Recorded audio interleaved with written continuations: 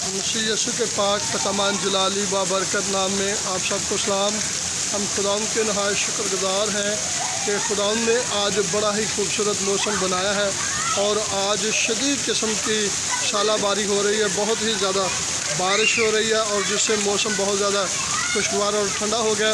आप देख रहे हैं कि हमारे मोहल्ले के बच्चे जो हैं वो खूब इंजॉय कर रहे हैं और बच्चे पानी में बारिश में नहा रहे हैं और बड़े बच्चे भी जो हैं वो भी इंजॉय कर रहे हैं।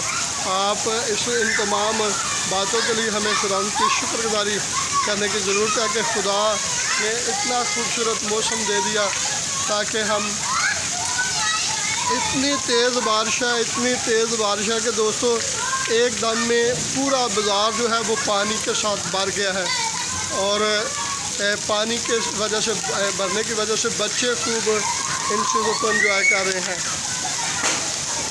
हम तमाम मौसमों के लिए, तमाम बातों के लिए खुदा उनकी शुक्रगुजारी करते हैं। वेहला पोतों भी हो